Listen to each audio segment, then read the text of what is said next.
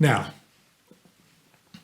if we look at this, we could indeed actually modify each individual leg using a command, which is the modify of a fillet. We could round those edges and we could split these into separate faces, and that would work just fine.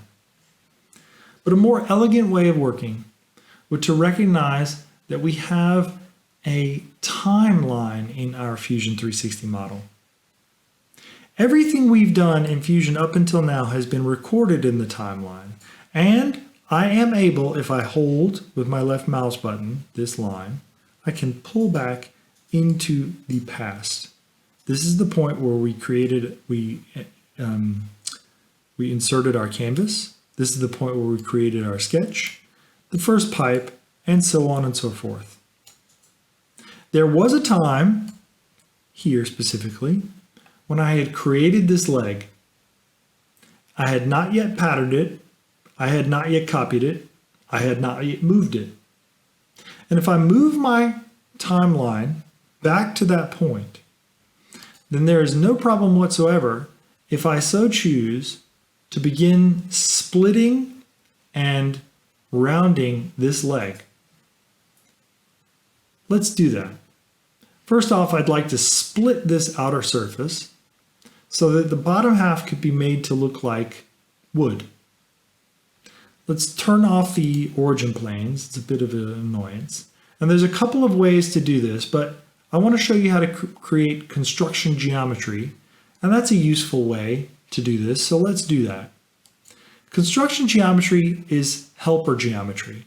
It's not any geometry you could see or manufacture on, but it is a way to create planes, axes, points that may be useful for your construction needs. We're going to use one of the most simple forms of this, which is an offset plane. This offsets a reference geometry from an existing plane. And this is why it's so handy for us to look at the bottom of the leg. There is a plane here, and if I select this, I can then rotate again, looking from the right, look at my canvas where I can see this line vaguely, and just pull this reference plane back to approximately that point. I don't care about the number here whatsoever. I'm going to say OK. And you'll see I have a plane in three-dimensional space which actually bisects my body. I'm going to make use of that by saying modify split face. Keep in mind that there is the command split body, and I do not want to use the command split body, and we'll discuss that in just a moment why. But let's only split the face, because it's the face that I'm interested in.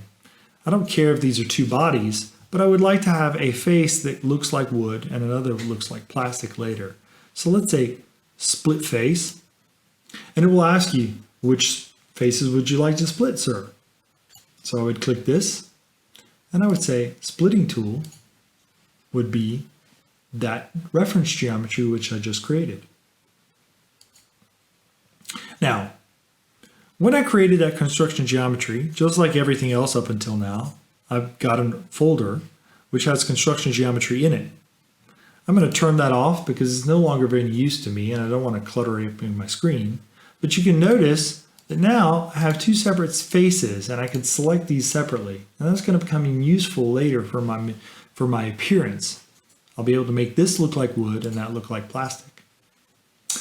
The last thing we have to do is this rounded edge.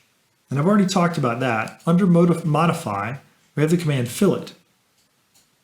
And this is similar to the fillet command in the 2D sketching environment, but this works on three-dimensional geometry. So now I can select that edge and I can put a fillet on the edge of it. Now I can go all the way up to 10 millimeters because my overall diameter is 20. You'll notice that if I go to 11, let's say, I get an error message and it doesn't work. That's because once I've gone over that limit of how much material is there, the system won't be able to give me a round that makes any sense at 11. So we'll go to 10. That is exactly what I want, and it looks quite nice. Now, let's return our attention to the timeline, and I'm just going to move that forward. Well, now that I've added the split face and the fillet, I have now patterned. And you'll notice the patterned items have all the original features which I've added to that body because we patterned the entire body. And the same thing happens when I copy that body and move it. That's why it's so important that this end also was at this end, because if it wasn't, that rounded edge would have been in here. For the same reason, this is also important why I split the face instead of splitting the body. Do you remember when I did the pattern? If I double click on it, you can see I have patterned bodies. And it asked me which body did I want to pattern.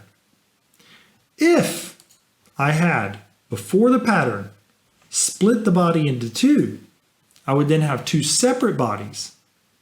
And my pattern would have failed, only patterning one half, either this half or that half, and not the other. This is why I chose, on purpose, to use the split face command instead of the split body command. These relationships are called parent-child relationships. The pattern is a child of the fillet, of the split face, and of the pipe, which is itself a child of the sketch. Any change made to parent features will change child features. And this is the central problem of 3D CAD systems, parametric ones. You must maintain an overview of your parent-child relationships, and you must consider them when designing or making changes. Done right, you can turn a go-kart into a lawnmower. Done poorly, you won't be able to change a matchbox to a bread box. But they are extremely powerful and can be a great assistance to you. Now, our lamp is truly finished. The last thing I'm going to do, just for consistency's sake, is actually combine them all into one body. So we're going to do that again with the combine command under modify. This will be my target body, and all the rest, which I can easily do here with a shift select, will be tool bodies, and I will join them. Now the whole thing is one body, and we can turn off that pesky canvas, spin it around, and have a look. It's quite nice, and we're almost done. In the next section, as a finishing touch, we'll be changing the appearance of this lamp to make it look like a real lamp, and we're going to use the onboard rendering functions of Fusion 360 to help you do that quickly and easily.